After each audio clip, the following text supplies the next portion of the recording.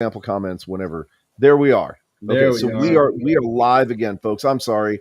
I'm not sure again what's going on. EV Mux has given us lots of problems. We may actually be changing streaming services because of the issues that we've been having with them lately. But that's a personal problem. We'll get that all figured out. Anyways, Brian is not a seven-figure executive in the USFL. I am not a six-figure executive in the XFL. Um, we're not getting paid by any of these things. So Nope. we're not sitting down at the table. We don't know what's going on. But there's definitely, opportunities to kind of speculate and figure out, what's going on. So one of the things that we had been talking about this week is that I'm sorry, I'm trying to share this to my page. Um, there's a lot of speculation as to what teams are going to be sticking around, what teams are not going to be sticking around. As of the latest update, it seems like the industry trend is that people are leaning towards all the 8 USFL teams sticking around and the top 4 XFL teams sticking around. Now, there could be some credence to that. However, how much sense, Brian? I wanted to ask you this because somebody asked me offline my thoughts on this topic. But how much sense is it going to make for the USFL XFL conglomerate that's about to happen? How much sense would it be for them to break leases in the stadiums rather that they already have contracts with? And I'm specifically talking about Orlando and Vegas and Seattle. Yeah. Well, Vegas, they don't. I don't think they have a lease because they're. They said they're not playing in that stadium anymore.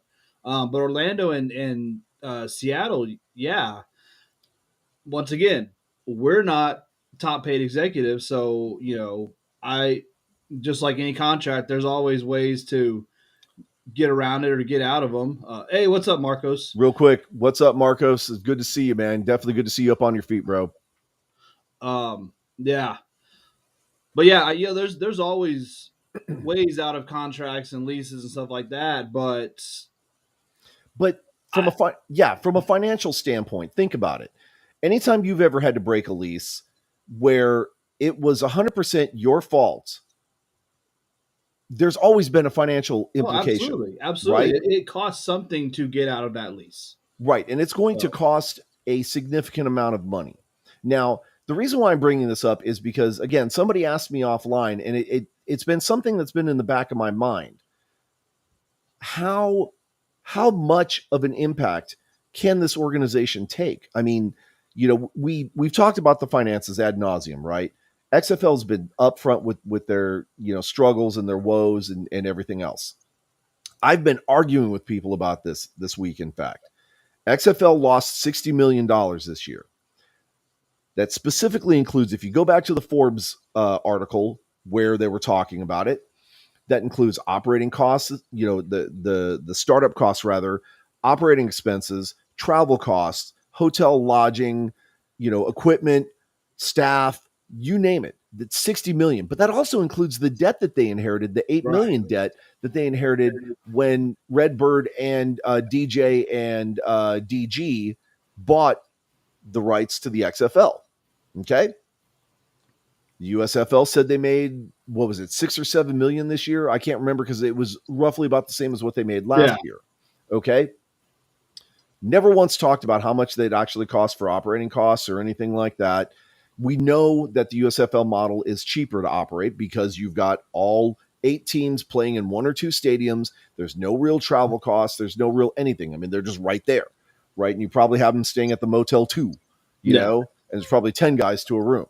Um, and I'm sure bologna sandwiches and watered down Kool-Aid, just like you do at jail. I mean, not that I would know or anything, but uh, the point is that they were able to keep operating costs down pretty low. Okay, we can all agree on that. But we don't know how much they were making on these TV deals. I'm sure if we dug and dug and dug and dug and dug and maybe went to, some federal organization and requested the information, yeah, I'm sure it's bound to be found because it's all a matter of public record, right? But I can tell you, as much as Fox was pushing the league and advertising all that stuff, they put a lot. into that TV deal. So I guarantee you, I have no idea what the number is, but I know Mhm. Fox like contributed a ton of money to the USFL for that TV deal. Right. And so that's a loss that Fox network would be taking, not the USFL, right? Because Fox is paying for the advertising, they're giving up, the TV time, and I know that the commercials that they were selling during those times were not garnering that much more money, Yeah, right? It's not like it's the Super Bowl or anything like that. So their return on investment probably was not nearly as great as what we would think I it think they would were be. playing commercials during the Super Bowl, if I remember correctly, for the USFL. Right, Yeah, and think about how much that would cost, yeah. right? I think, and I'd have to look up the stats, but I know at some point in time, you had Super Bowl commercials going for like a million and a half, Oh, right? it's upwards of 6-7 million for like a 30-second spot these Right, but days. I think that's during halftime. So outside of the halftime, when you've got your prime advertising spots, you probably get some airtime for like a mill and a half, right? Again, not numbers that we would ever know. Um, I'd almost like to become like I'd almost like to win the lottery and get like 100 million, and then just for the fun of it, right? Buy advertising on Super Bowl during the halftime and just say, "This is my commercial," and then that's it. Like that's it. Or even be like what's his name from Parks and Rec, where he's just sitting in the chair, just drinking a whiskey, smoking a cigar, and just sit there for 30 seconds and do nothing, There you go. right? Just have that kind of money. Anyways, I digest. I mean, I digress. Um, we That's know for stupid a fact, money. All right, yeah, that's stupid money right there. stupid money. But speaking of stupid money, we know Fox had to lose some stupid money on this deal. And the USFL, who's not directly owned by Fox, is claiming a profit of 7 million. Now, how? How is that possible? Okay?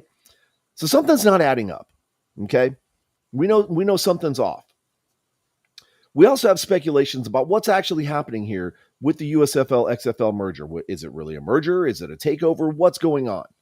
Um, Dude, as, I try to stay out of it. There's millions of freaking posts on Facebook and Twitter and groups and all this stuff, and I try not to dig too much into them. But mm-hmm, my God, there's some of the most brain dead takes I've ever seen, heard, or thought. That are posted by some of these people. Like I yeah, just don't understand just how dumb you can be. mm-hmm, But yeah. apparently you can be because Let's there's evidence all over Facebook. let's be honest, and not even just Facebook. If you start looking into things, a lot of the information that these people are quoting is either backed up or debunked by like LinkedIn, right? Because the XFL has a LinkedIn profile page. The USFL has a LinkedIn profile page, and they're talking financial business on those sites, Yeah. right? So a lot of the information's already there. But there's also opinions out there in Facebook Landia and YouTubistan about everything that's going on here, right? And again, nobody really knows, but I don't think this is going to go down exactly the way everybody thinks it is. There's talk about, the Department of Justice has to approve this merger before it happens. That's 100% true Yeah. fact, right? Before the merger can actually happen, the Department of Justice has to approve the letter of intent that was sent to them. And then they have to issue an intent to merge letter, right? They have to say that they're going to merge. And then once the Department of Justice says it's okay, then they have to tell everybody, hey, we're merging, right? And I don't think those things are going to happen as quickly as everybody thinks it's necessarily going to. I think that because you can see that there are people still pushing, like in DC for ticket sales and Yeah. the beer snake and stuff like that.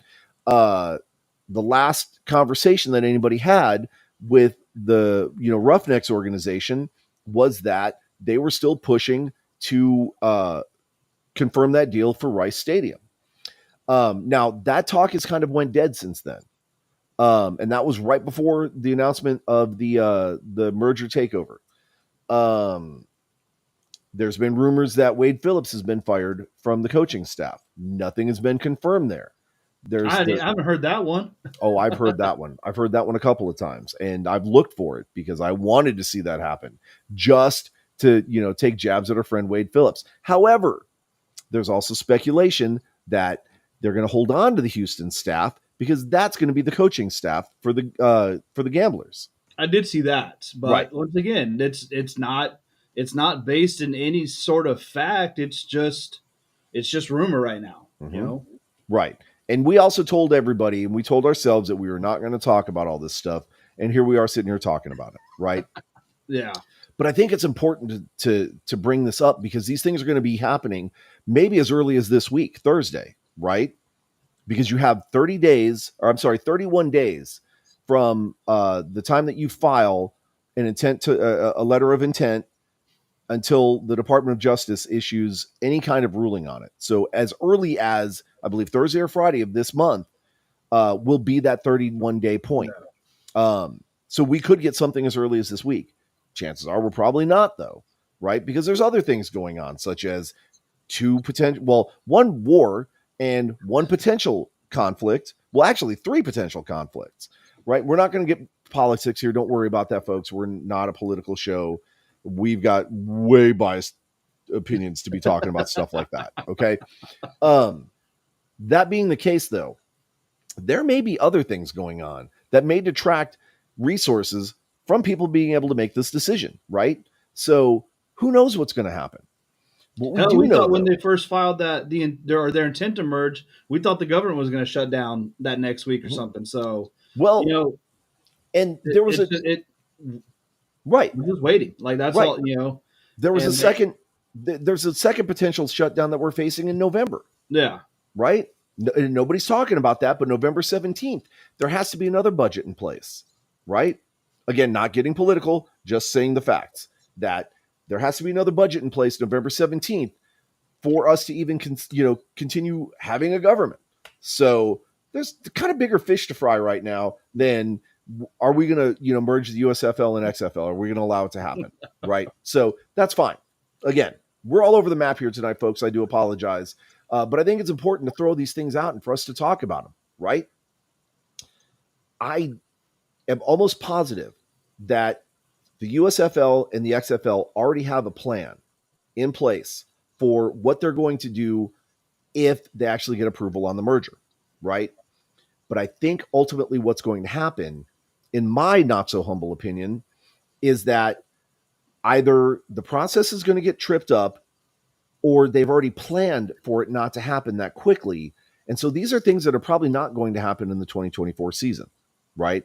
no, I don't think so. It's way I too close for you know. Right. I fully expect for us to have, and it may be a modified 2024 season, right? Some teams may not be coming back. Some teams may not be playing where they originally played. For example, Vegas may not be playing in Vegas. Vegas may be moving to Reno and become the Nevada Vipers, right? Um, the Orlando, they may try and make a push to establish a fan base there. Houston may find another stadium. They may find life at Rice. Those are the things those are the intangibles that I think nobody's really talking about because everybody is so dead set on this merger happening. And Yeah, I think people are missing some of the obvious clues that are out there. For example, this whole National Spring Football League, everybody was dead set on that's what it's going to be called. And then the USFL filed for the rights for the UFL, yeah. right? And then everybody's like, well, wait a minute. Could that be? Well, let's be honest, folks. Those are Vince McMahon tactics, right? There is absolutely nothing illegal about you buying up the name and rights to, intellectual property if it's available. Okay? Your USFL, XFL conglomeration, whatever it's going to be called, has the right to buy those names because it's just a name. Now, if they're buying those names and making it impossible for you to create some kind of, competition for them, then yes, that's going to be illegal. All they're doing is buying the name and they're making it difficult, but not impossible, right? So those are typical Vince McMahon tactics. Same thing he did with the XFL when the XFL 1.0 came out. Same thing with XFL 2.0, right? And they're just renewing those rights that McMahon had already purchased. Kind of like the AAF. I'm sure if the AAF became available, keep in mind somebody still owns the rights to that name. Yep. If those rights became available, somebody's going to buy that, right? Because at some point in time, all of those TLAs or 3-letter acronyms are going to be taken up, right? The WLF, World Football League, things like that. Those are going to get all snatched up, and then somebody's going to sell that back to an organization and make it, make a profit off of it, because that's capitalism, baby. Welcome to it. Okay. That's how you know what, we should buy some domain names. That's how we'll make our million and get Super Bowl commercials. Yeah. So I actually did that a while back. And back a long, long, long, long time ago, when I started a business of my own, producing electronic cigarettes and electronic cigarette fluids, right? I bought up a couple of different domain names. Now, that didn't pan out because, I didn't have the money to keep those going. But now all those names have been snagged up, and it's like, oh crap, I could have Yeah. made some money off of that. Even if my business wasn't profitable, I could have turned a profit there. Welcome to capitalism, baby. Right. That's the way it goes. Okay. But again, I think the USFL and the XFL are smart enough that they have a plan in place because of things like, breaking leases and things like that. All these contracts, player negotiations, things like that.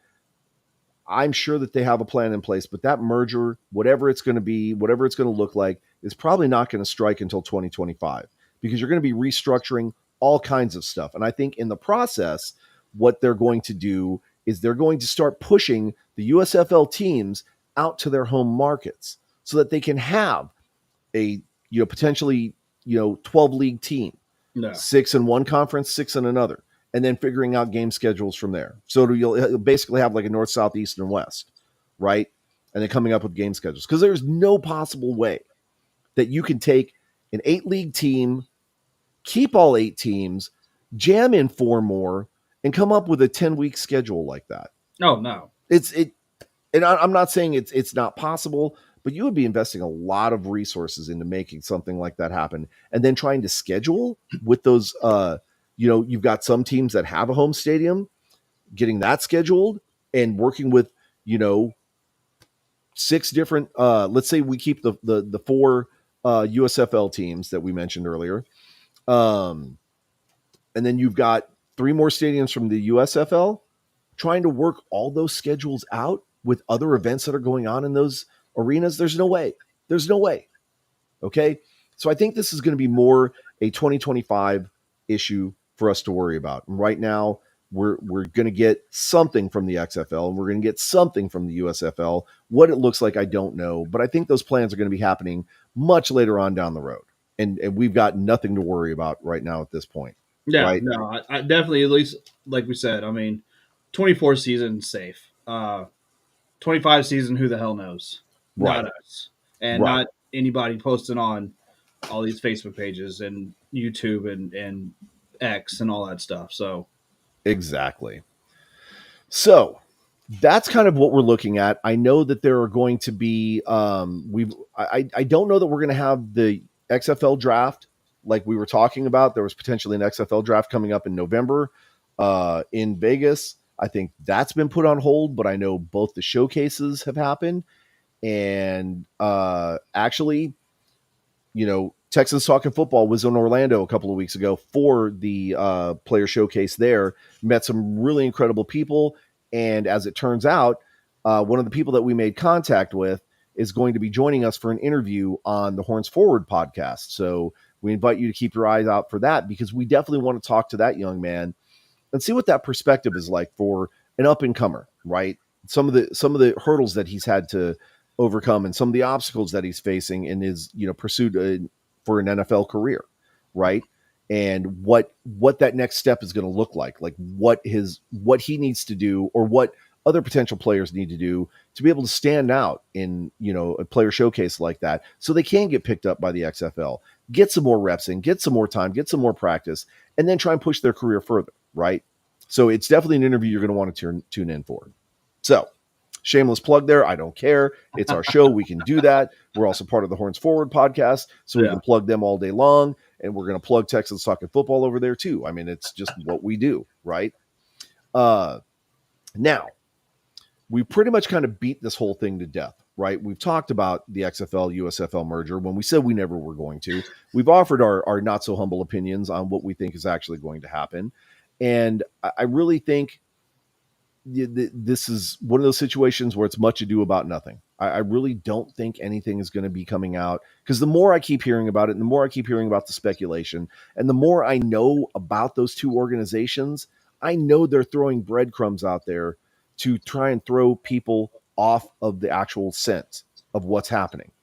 And let's be honest, the more speculation that they can encourage, the more people like us on podcasts and the more people like you that are watching Yep. are going to keep listening and keep talking about these things. And right? that's exactly what they want. I mean, they love all the misinformation, fake news, podcasts, all the stuff, all the posts that are coming, all the Facebook groups that are being started, and all the battles that are talking and fighting. They're just eating it up because they see themselves being talked about. Whatever the hell this new league is going to be, what it's going to look like, they see it being talked about all over the place, and they're loving it. So, Hey, Brian, so how much does that buzz cost them? absolutely nothing. Free publicity right there. What business doesn't like free advertising? Yeah. So, me as a business owner, if I can get you as a viewer, as a consumer of my product, if I can get you to be talking about it and telling all of your friends and anybody who's willing to listen for free, dude, I'm all about it. And I'm going to feed you all kinds of misinformation just to make sure that you're still tuning in and still talking about me. Right? So that is exactly what we want going on. Now, that being the case, I think we beat this about to death. Not that I don't have other opinions about things that are going on, but I think we've covered the major topics that we wanted to talk about. There are actually some really great podcasts that we've been stumbling across because of this whole situation, and some really well intentioned people. So I mean, I encourage you guys to try and get every perspective that you can out there and form your own opinion, right? But the facts are the facts. There's data charts, for example. There are data charts talking about, comparing search results for two specific Houston teams, going all the way back to 2018, maybe even before. Well, I guess it wouldn't be before because there was no Roughnecks before 2018. And I think the Roughnecks started in 2020. Yes? Yeah. Yes. Okay. So in comparing the data, we've seen on data plots that there have been more people searching over the extended period of history on any specific time for the Houston Roughnecks over the Houston Gamblers. Now, keep in mind, the Houston Gamblers started in 2021. They've never actually played in their stadium. And so chances are there aren't very many Houston fans for the Gamblers in Houston, let alone outside of Houston. Okay. But data points are data points. Okay. We can see that information is there, and we can see that more people are interested in the Houston Roughnecks over the Houston Gamblers. But we're also not in control of the league. We don't get to make those financial decisions. So if the USXFL, hashtag USXFL, stick with that name, if they decide for the Gamblers over the Houstons, it's going to be a silly, silly financial mistake, and it's going to cost them dearly. Yeah. But it's their league to do, right? So, take that for what it's worth. But again, the information like that is out there. Go do your research, find out the information, make your own informed opinion. Feel free to share it with us. I'd love to talk to you guys about it and see what you guys are thinking is going on, right? You can leave your comments there, and we'll be more than glad to talk about them. Yeah, leave Um, comments. I mean, Facebook message us. yeah. Watch it on YouTube. Hmm. Comment there. I mean, But in the absolutely. meantime, yeah. But in the meantime, I think we're pretty much done with this. As much as I want to, keep pounding this to death, and spouting what little information I actually do I have think this is about like the what's fourth going time on. you've said we've already beat it to death. So I think it's dead. It is dead, dead, dead, dead, dead, dead, dead. No, but I can bring it back to life one more time and then beat it to death again. Clear, Yep, clear. yep. This thing is And flatlined on our operating table more than anything. yeah, Uh, but again, right? We're cautiously optimistic about what the future looks like for this league.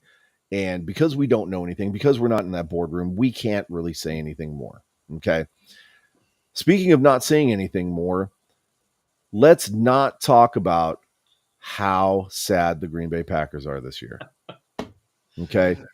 This has y'all been, lost to the Broncos. we did. We did. And so I hate to say it. I said it from at the beginning of the season, and I'll stick by it. This is Oh, definitely sorry. the season of love. That's almost as good as watching the 49ers lose last night. Sorry, man. Yeah. This is definitely the season of love, but it feels more like an abusive love, Yeah, yeah. right? Oh, definitely. This is definitely a painful abusive relationship, and we're not being treated with the respect that we deserve. And so I'm thinking about calling the 1-800 the abused hotline and reporting them, right? Because if you don't help somewhere, get help somewhere. Or I forget what the slogan is. Uh, but this has just been bad. And the sad thing is, Brian, is that Jordan Love is not horrible.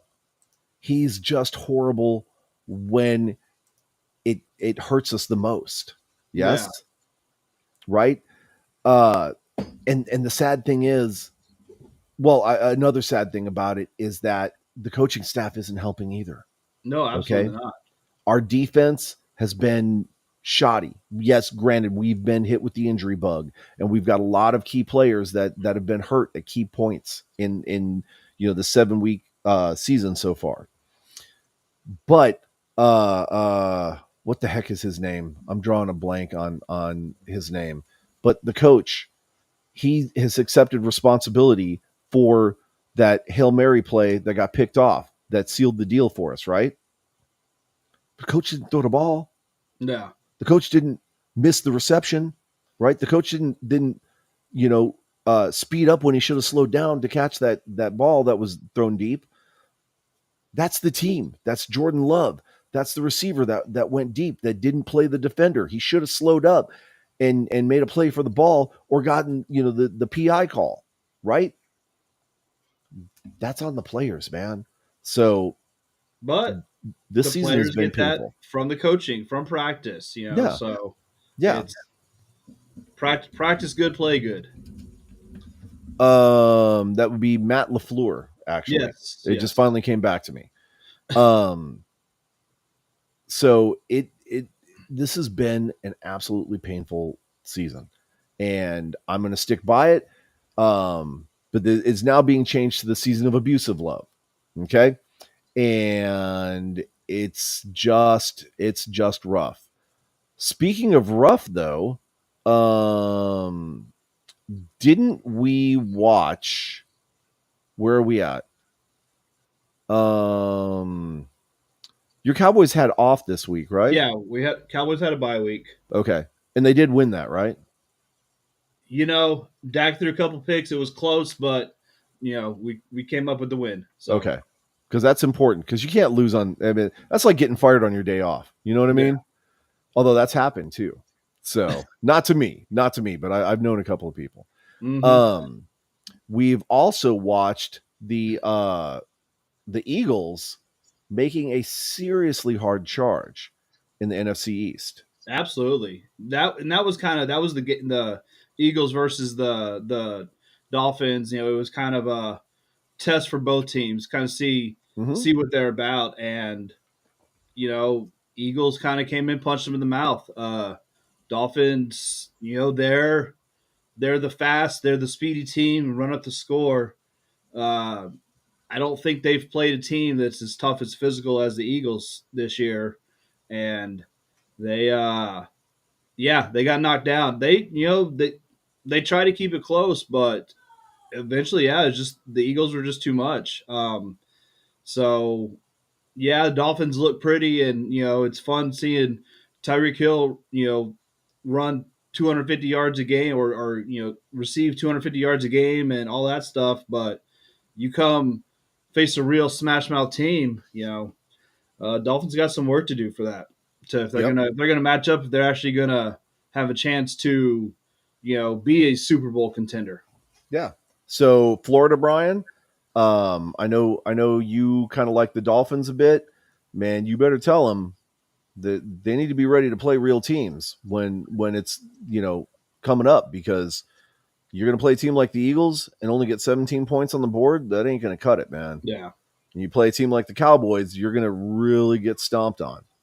So it was also, as painful as this is to say, okay, um, it was actually nice to see the Minnesota Vikings, who have been struggling, obviously, this season, actually get a win against a real team. yeah, a really good team. I mean, Mm-hmm. who 2 weeks ago I was saying was clearly the best team in the league because they had played like it. And, now it looks like Philly's taken over, but man, Mm-hmm. that was just a good game. You know, Kirk Cousins played absolutely amazing last night. Run game, the run game struggled all year. I saw a stat pop up that they've had 0 touchdowns from their run game. Still, they didn't get a running touchdown, but they still had it was a solid run game when they needed some, 6, 7, 8 yard runs. They got those. Mm-hmm. Um, and I mean the defense came to play for Minnesota last night. So it was a really good game. Yep. Um, while we're talking about everything that's going on, uh, I'm trying to look at the full injury report. Um, that does all the teams. It doesn't really show me what I was looking for.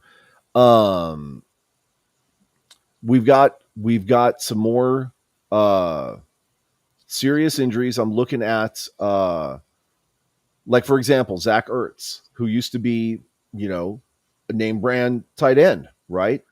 He's torn up. He's out indefinitely with a quadricep injury. We've got knee injuries. We've got, the injury bug is really striking bad Yeah, this season. Like, this early into the season, I'm really surprised. So let me ask you this, Brian. And without pulling up the data, I mean, I would love to sit down and pull up the data. We should have probably been a little bit more prepared for this question. Now that the preseason has changed so much, and you don't have all the preseason games, and you don't have the starters playing nearly as much. Um. Oh, look, I'm missing a couple of comments here. Jeremy said back-to-back weeks that San Fran hasn't looked great, and Titans having a little fire sale, that's right? right. Yeah. Yeah, Well, we've got Eagles the Eagles picked up a All Pro safety, so and we've you got know we've got the trade deadline coming up too.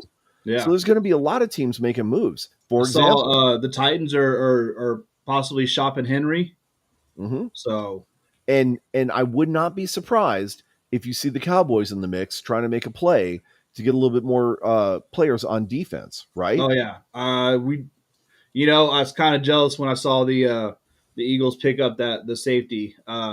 We need some help in the secondary. We're kind of beat up. Obviously, losing Diggs for the season sucks.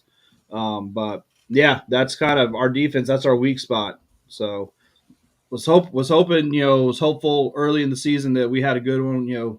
Picked up Gilmore. Obviously had Diggs on the other side, and then Diggs gets hurt in practice and screws all that up. Yep. But I'm hoping the Cowboys are making some moves. Jeremy says that Jerry Jones isn't calling anybody. He's open to people calling him, but he's not calling anybody. And I think that's Yeah, partly, he's not going to call anybody. He's going to have his yeah, people make the calls. So I think that's partly because his little Skeletor fingers would probably break when he punched the yeah, buttons on the phone. But that's just a old person he's, joke. He how literally do is I like make this work? he literally is like the C. Montgomery Burns of the NFL. Oh, absolutely. Okay. Um, you're right. Jerry is probably not out hunting for anybody, but he's definitely going to have his ears open, and his people are going to be scouring, Yeah. those trade waivers, looking for good deals to help bolster up that defense. If he truly is serious about making a run, you know, as a Super Bowl contender, he'd be a fool not to do that. Yeah, So, absolutely. and so I'm sure he's looking for, one of those good cheap picks to help get them over the top. Uh, Oh, and you're not wrong, Jeremy. You're not wrong at all. He does have a pretty solid roster, but I'm sure he's going to want to do some things to bolster it because of the key injury that they had on defense, and Prescott being Prescott. Let's be honest. Well, we're not lucky enough to get a new quarterback, Oh, you're not going to get a so new quarterback, but no, maybe we're you stuck can. with Prescott. So you know what? The only chance in hell of getting a Super Bowl is to have a fantastic defense, and Mhm. Prescott may be able to limp into a Super Bowl because of them. Well, but you could also potentially pick up maybe another offensive weapon, maybe a tight end, maybe a discount running What does that back. matter if Dak's going to overthrow him? He might on an RPO. He could maybe get him out in the flats, and he can't overthrow that, can he? Okay, never mind. Moving on. Moving on. There's nothing to see Have we here. been watching the same quarterback for the last few years? Come on now. I've been trying not to watch him. No offense, Jackie and BD and all of our other fellow Cowboy fans out there. I've really not tried to watch Dak Prescott because just as a fan of football, it just hurts. It It hurts when, does. As a when Cowboys fan, it hurts. yeah. So, but again, there's going to be some more movement, right? Titans having their fire sale, of course, and the Houston Texans actually being somewhat relevant at 3-3, right? Whoever thought that would happen? So, Yep. maybe they're going to be looking for some pickups, and maybe you see Henry in the back in Houston where the team should be, and they should be called the Oilers. But I digress. We're not going to go back in history like that. Um, the one thing I did want to talk about though, the injuries have just been pretty prominent this year. How much of that do you think is affected by the shortened preseason and the opportunities for players to actually be in game shape come the beginning of the season? I think the teams not playing their starters, for any of the preseason, a lot of them, a lot of the star players, first string teams nowadays are not playing them all. Like I don't think Dak didn't play at all during the preseason.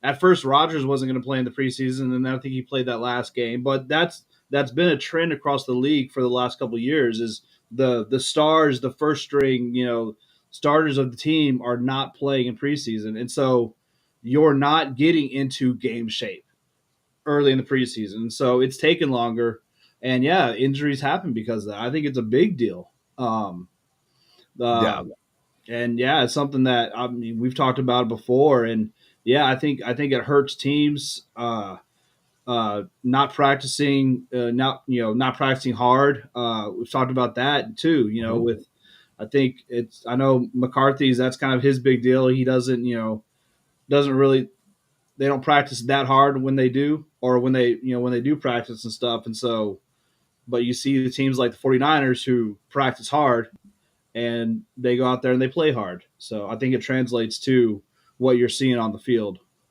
Yep. So we know that David Bakhtiari arguably is one of the most outspoken players when it comes to playing on turf versus playing on grass. And that kind of became, some of the focus. Everybody's been talking about how detrimental, artificial turf is. I don't necessarily disagree, but I think that we're not taking everything into consideration here. Everybody's talking about, oh, it's so dangerous to play on turf, and people are getting all roughed up, and blah blah blah. Okay, I get that, but I think the preseason is a bigger deal. Like, Yeah, I do too. And it's not everyone's trying to blame it on turf, but I don't remember who it was, but we were, I think we were texting about it 4 weeks ago. There was a player there playing on grass that he stuck his foot in and his foot didn't move. That he was on got grass. That wasn't turf. That he was got Joe Theismann. yeah. That was the grass that everybody, all the people that hate turf now, that's what they're wanting. So it doesn't. That was one of the big things. Oh well, your foot can get stuck in turf. He can get stuck in grass too. Mm-hmm. So Yeah. So, I'm looking at, we're talking about injuries and everything like that. Uh, David Bakhtiari is on injured reserve, messed up his knee again. I believe it's the same knee he just had surgery on, in the off season, and that happened in Vegas on yeah. turf, right? Um, so some arguments could be made, but did David Bakhtiari start in the preseason at all? Pretty sure he didn't, right? Your all-star, offensive lineman, you're not going to take a chance on him getting hurt in preseason, so you're going to hold him back until the season starts. Was he truly in game shape? Those are the kinds of questions that I think we should be asking. Right. How impactful is that preseason, and making sure that your starters are getting reps, and not just at practice and not just in the scrimmages, right? But actual, game scenarios. Oh, absolutely. It's So, there's a massive difference between practice ready and game ready. So you're not going to be in game shape just in practice, just in scrimmages and stuff like that. It's absolutely mhm. impossible to be able to get that way. Okay. So let's start talking about what we get to look forward to this weekend. The Cowboys I think they pretty much have a bye. No offense against our Rams consortium. Uh, I'm going to disagree with you right there. you Rams really are a think tough so? team. I At you three and know they're four, huh at 3-4, they're a tough 3-4. Um, I think kind of you've got your Eagles, 49ers kind of top of the NFC. You got the Cowboys right into there. I think the Rams are in that next tier. That are you know what? This is actually going to turn out to be a really good game. I'm looking at the statistics. The Rams have the sixth rated offense versus the Cowboys' second rated defense. mhm. Okay. Passing, of course, offense for the Cowboys is 23rd. Defense for the Rams is 20th. And the passing, they're 24th. So that means there's actually quarterbacks out there worse than Prescott. Not Surprising, but many, okay. not many. But the rushing game is going to be pretty even too. The Yeah, Rams are 13th, the Cowboys are 16th. So that's going to be interesting. I told you this is not going to be a bye week. It's not going to be a walk in the park. Cowboys have a pretty tough schedule coming up. I think they've got the Rams next week. I think is it the Eagles the week after that, or is it the Give me a second and I'll tell you here. hold on? Checking too. You shut up. Yeah, Eagles. So we got Rams Oh, Rams next week and Eagles week after. So yeah, you're gonna have games to be worried about, sir. Meanwhile, uh, quiet with your bandwidth nonsense. and then we have the Um, Giants after that. So that'll be our second bye week. yeah, that'll be your second bye. Yeah. So the Packers are going to be playing the Vikings at home, and I'm actually going to a Vikings watch party in Packers gear because I'm a glutton for punishment and I love to be beat up, apparently. Mm-hmm. Go figure. I mean, I'm a Packers fan. We've been so spoiled for so long. Now is going to be our famine time.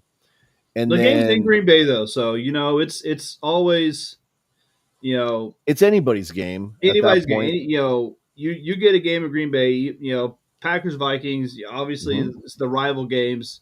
You know, you may be walking out of that watch party the only happy one. So I may be, but I'm probably going to be walking out with a couple extra bruises and stuff. We'll see what happens. Now the week after we're going to be playing the Rams, so we may be going into that 3-4, or we may be going into that game 2-5. Um, and same thing with the Rams, right? They may be 3-5, they may be 4-3. We'll yeah, see what happens. I'm sorry, 4-4 actually. Uh, so it's going to be a tough next couple of weeks, right, for both of our teams. We'll see what happens. Meanwhile, the Chiefs are still in the mix. They're sitting at 6-1. On the AFC side, they could be, some serious contenders. It could wind up being Cowboys Chiefs Super Bowl. Ooh, Cowboys and Indians, like we played as kids. We'll see what happens. We'll see what happens. Once again, like I said, we're gonna have to seriously upgrade the defense if that's gonna happen. So Right. Well, and we'll see what happens. We'll see what happens. But in the meantime, so that's kind of what we got going on with the NFL. we didn't talk about. I do want to. What the hell's going on with Buffalo? They I who they lose to? The Patriots? Yeah, they lost to the Patriots, yeah, which there were a lot of upsets this week. Like my pick'em leagues, I did not do very good on. So yeah. Well, I will say I was very thankful this week because old SAJ got himself 2 wins, one with Deshaun Watson, who got negative points, and I still won. So you know what? I hate fantasy football right now. Yep. These last couple of weeks, I've sucked. So Coach said just get a rub down, you'll be fine. yep. So that being the case, Right now, I hate fantasy football. We'll see. We'll see in a couple weeks. I may love it again. yes. So let's talk about a little bit of college football. How are your Aggies doing, Brian? Well, they had a bye week this week, which is Okay. probably good because what was it? They lost to Alabama and then they lost to Tennessee the week after that. They did. So They did. it was Meanwhile, not pretty. yeah, meanwhile, our friends up north in Austin had a little bit of a struggle with, Oklahoma. Was it week before? And they That was started 2 weeks out, ago because we talked about that one. yeah, they started Yeah. out not looking so great against Houston this last weekend. That game was way closer than it should have been. Now they wound up winning, right? They wound up winning 31-24. But that game was a lot closer than what that final score shows. And Texas had a little bit of a struggle to start out with Houston. I was really surprised by that. Which Well, that means was they. Didn't the Houston's quarterback get knocked out and get hurt for the season? I believe. I think so in that game, and so that could be the contributing factor why Houston didn't win that game. But that means because UTSA did well against them, that means UTSA is better than UT. Mark it down. No, I UT said it. won. UT ended up winning UT against did. Houston. No, Yeah. I thought they lost that. No, I'm pretty sure Oh, they lost you, that game. no. UT's only lost to Oklahoma. I'm gonna go back and look because I think Yeah, you're UT's wrong. 6-1 overall. Their only loss is to Oklahoma. I think you're lying to me. I'm gonna look. Negative Ghost Rider. Nope, they lost it 17-14, just like I said. I remember No. watching that game. Are you looking at the wrong the wrong year scores again? No, September 2nd, bro. September 2nd. We're Yes. in October. That's when UTSA played Houston, was September Oh 2nd. no, I'm talking about you. No, I'm talking about UT, not UTSA. I'm talking about UT against Houston.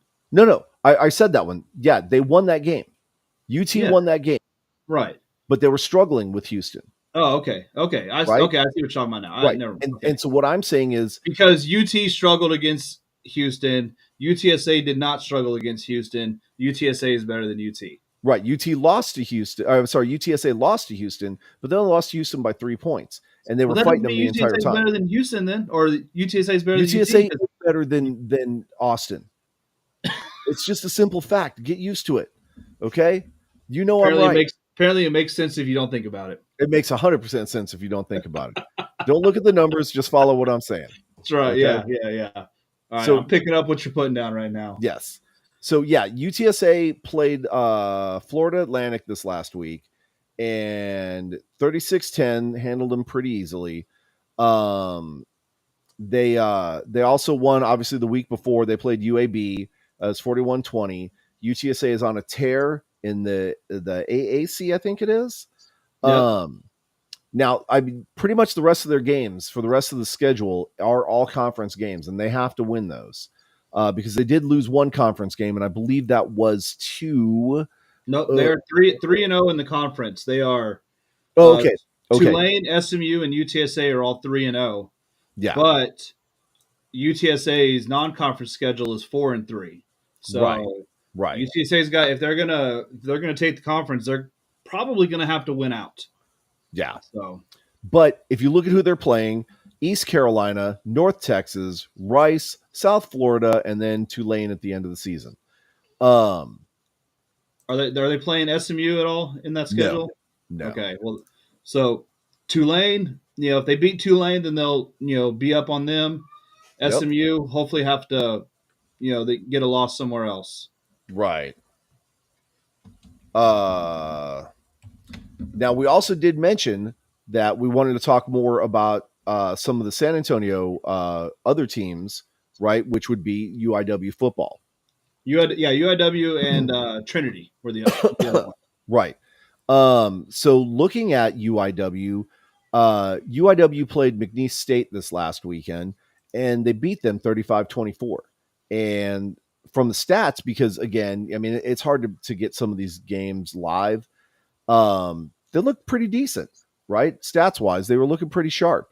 The week before they played A&M Commerce, they beat them 28-11 and looked pretty sharp in that game also. I also want to make sure that we're plugging UIW because, ironically enough, we had a couple of players from UIW signed to the Brahmas team, right? So some of that hometown connection, and we want to make Right. sure that we are, pushing for those hometown kids, and we're actually going to try and reach out to them and see if we can get them to join us on the Horns Forward podcast and give us some updates from the hometown perspective, right? Because we want to make sure that we're staying connected with some of these local kids. Now, maybe they didn't go to high school here or anything like that, but they played college ball here. Chances are they're probably from a local high school here, and we just want to get that what that hometown feel is going to be like, right? As these kids try and make their way up the ranks and hopefully onto NFL dreams. But that being the case, then we also want to talk about Trinity football. Now, did you bring up Trinity's information? I did not.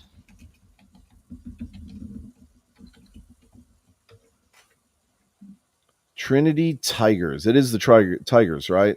Yes. Okay. Right now they're sitting at 6-1, and in their conference they're 5-0. They just played Southwestern University this last week in Georgetown, and they won 57-7. Whew. That's pretty impressive. The week before they played Center, which I have no idea who that is, but they won 31-3. And most of their games have not been very close.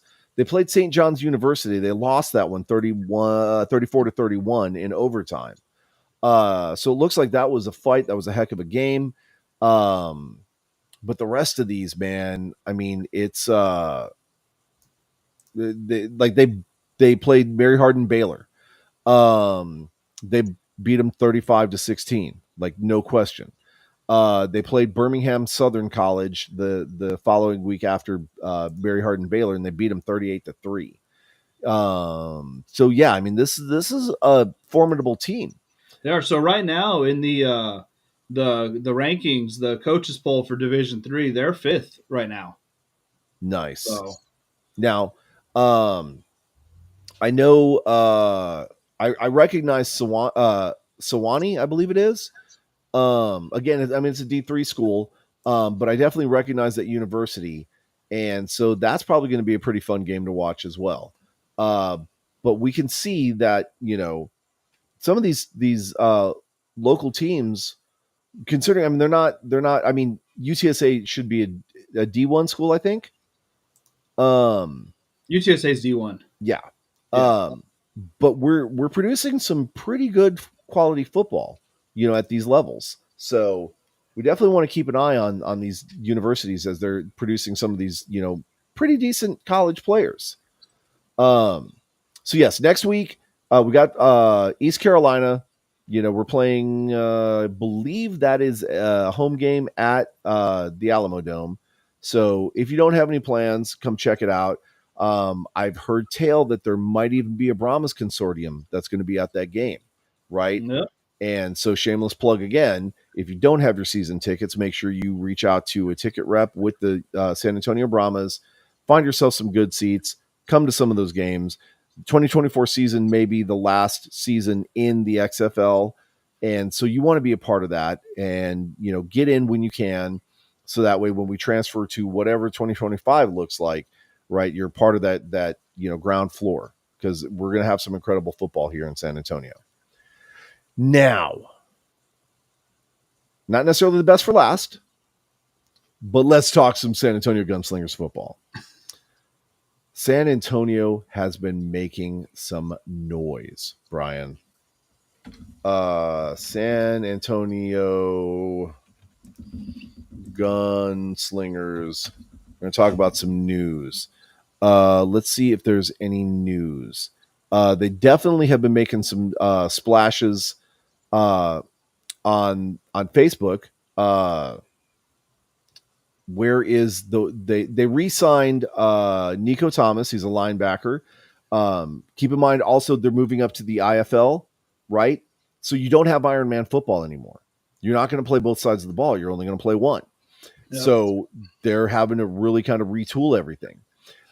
They also signed Prince Shinola, who's a wide receiver, and he's looking really sharp there. Signing a crap ton of receivers. Mm-hmm. They're making some really big plays here, and I mean, I gotta say, man, as much as we kind of, the fans were a unique experience. I think we need to be prepared for some really strong football this next season, man. I think there's just going to be some insane ball being played, especially with the new coach that they signed and everything. What did I just see here? Not Manas, but Manas has been saying some great things. Obviously, he's going to say some great things. But Manas has been saying some great things about these pickups that he's been getting the last like 2 days.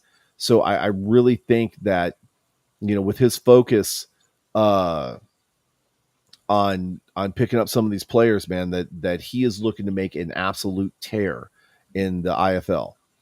Now, speaking of the IFL, right? We've got the Frisco Fighters, we've got San Antonio Gunslingers, right? So we've got 2 Texas teams to keep our eyes on this next season. However, one thing I didn't see were the West Texas Warbirds. What happened with them? They're AFL. Aren't they the ones that? Yeah, they're the ones that went to the AFL. Yeah, but they were supposed to go to the IFL, remember? No. I'm almost positive that they were supposed to be. They were always the AFL. West Texas. Well, Because they it's also, rebranded. yeah, They it's not rebranded. even, it's not even the West Texas Warbirds, it's the Desert Hawks. And Yeah. they are going to be jumping into the IFL, you said? I mean, AFL. AFL? Yeah. I'm not seeing. So they've rebranded, but they are still on their website. It's still showing them as West Texas Warbirds. So, hey, your co-host is back. Yeah. Well, That's hi, awesome. Jax. What are you doing? Haven't seen you in a while. So, yeah, they were in NAL and they're going to AFL in the next iteration. But again, yeah, so they've rebanded. They changed their name from the West Texas Warbirds to the West Texas Desert Hawks. They're going to the AFL. I could have sworn that they were going into the IFL, but I mean, there was so much talk about all these different moves and all these They different were leagues and part of everything. that when the AFL came out and announced, whatever the 16 cities that they were going to be in or whatever it was. That's what they were listed as that. They were Yeah, listed in that group. and that could be where I got everything kind of confused. And Yeah. then the NAL has not gone anywhere, but it looks like now it's become more of a Heartland team because there's a team, I believe it was in Odessa, that has now filled one of the voids. The North Texas Bulls is, I think that's Amarillo, I believe. Maybe. Uh, Yeah, so right now they consist of the Carolina Cobras, the Colorado Spartans, the Idaho Horsemen, the North Texas Bulls, Oklahoma Flying Aces, Omaha Beef, Sioux City Bandits, and Topeka Tropics. Yeah, so you're getting a lot of that kind of heartland, if you will, Yeah, right? That kind of central, United States area. Uh, pardon me, which should be great for them for like travel and stuff like that. North Texas is going to be up in the Panhandle, so it's not going to be a whole lot of travel. The only thing I'm worried about is Carolina in that situation yep. because They that's seem like East the odd Coast, team out. right? And so I'm wondering how much longer they're going to survive in the NAL, right? And because they've got to be thinking about it too, like how much they're going to have to be paying to travel to these Yep, different places, and is the fan base going to be able to support that? So, I don't think it's. Yeah, we talked about it before. We thought the NAL was pretty much done, and then they made some serious power moves and brought in some of yep, these and wound up taking out a different league instead.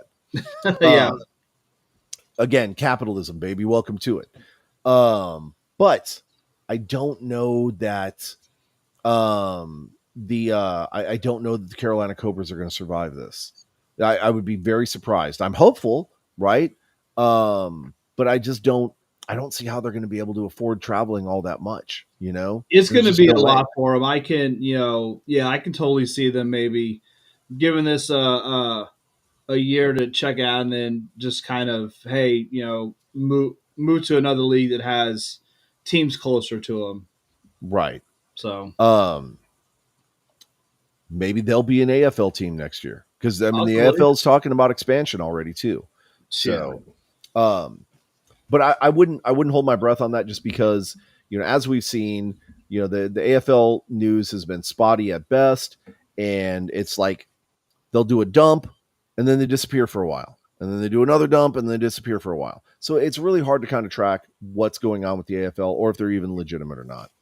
well, Um, apparently they're super busy on their Facebook and social medias, but their website hasn't been updated for crap.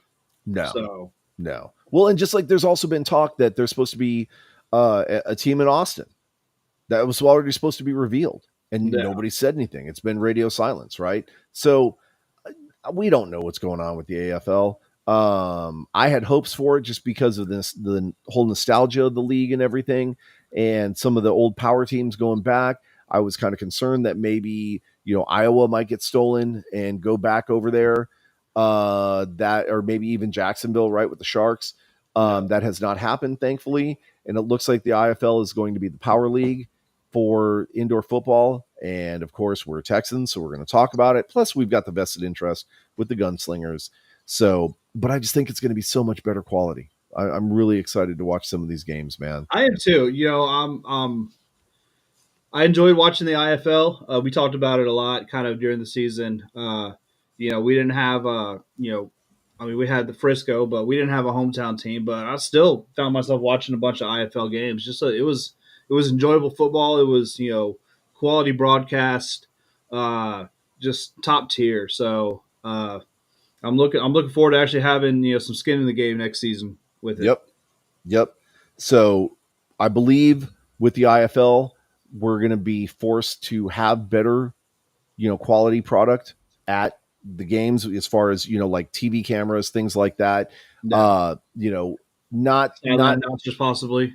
yeah, not taking a shot at the people that were doing the YouTube broadcast at the time. Um, but just maybe better quality from them from the announcing standpoint, better TVs, or I'm sorry, better TV, better cameras, better audio, just better across the board. Yeah. And hopefully maybe they can clean that horse poop up out of that one end zone. Maybe even close off that one end zone, kind of keep some players safe, right? That yeah, Put that, a gate I there. I don't get what they're doing with that. I Yeah. just So, but then also maybe they ran out of money for the wall. They can only do like 90% of the wall, so they just kept that one part open. sounds kind of like our government. I'm not going Hey, political, hey, hey, not hey, going hey, hey, political. hey, We're hey. moving on. Okay. But hopefully some of those things will be, cleaned up and we'll just get a better product across the board. And I know we're going to, as far as quality of play, because Coach Manas has just come in and made a huge splash. Plus, with them not having to play Iron Man anymore, we get more players, right? So we can have more specialists actually doing what they're supposed to be doing, not running the ball and then having to run to cover a receiver, you know? So that's what we've got looking forward to for this next season. And in the meantime, we definitely want to make sure that we're plugging the Horns Forward booth at the Right. Kinetic Kids event that's going to be coming up here in what, 2 2 days. days? Thursday So at Jasabi's in Helotes. Thursday. Make sure you're heading out to Jasabi's. There's going to be a trunk or treat event that's going to be put on by Kinetic Kids. We all know the Mariachi of San Antonio is going to be out there. He's got a vested interest in that, with his own child being connected with Kinetic Kids. But the Horns Forward podcast will be having a booth out there. We're going to be giving out all kinds of stuff. I heard we bought bags of candy just to make sure that Brian didn't tap into the candy that we're giving out to the kids. Right. But it's going to be a phenomenal thing. We're going to have a booth set up. There's going to be a lot of super fans there. You're going to be able to take pictures with some of the super fans. There's going to be tons of stuff for the kids. Even the adult kids are going to have, fun out there. So get there. I believe the event starts at 7? 6 o'clock. 6 o'clock. Okay. Yeah, 6 o'clock is when it starts. Make sure that you get out there about 6 o'clock. That way you can get, the good pickings first, right? You don't want to be the family that shows up at 7 and is getting the scraps, right? Mm-hmm. Show up early, stay late, get show yourself up at 6, you'll get the full-size candy bars that we got at the booth. You come at 7, you're gonna get the little fun-size ones. So yep. But again, this is going to be a great event for everybody. Come on out, help, celebrate Halloween, support your Horns Forward podcast, and then, your two buddies here from the Texans Soccer and Football podcast. And it's going to be a good time. Now, I know we'll be on site somewhere, but people may not be able to recognize us. Maybe not. We'll have to wait and see what happens. Okay. But in the meantime, that's pretty much what we got for Texans Talking Football this Tuesday. Again, folks, thank you so much for joining us. My co-host, I think, wants to come and say hi. Have him say hi. Make sure he says hi to Jackie. Yep. There you go, Jackie. Yeah. Okay. Yeah. Do our shout outs. Obviously, shout out to, Jackie, who's been, just absolute machine putting this event together. Jorge, of course, for, being Jorge. DJ for escaping the Alamo basement and coming out to, be a part of this. Hopefully, fingers crossed, we'll see. But just shout out to all of you guys. Well, and shout out to our friend Luke Swain, Flex in Texas. Right. What's up, baby? I think that pretty much covers it, but definitely shout out to you fans for watching us and putting up with us for an hour every Tuesday.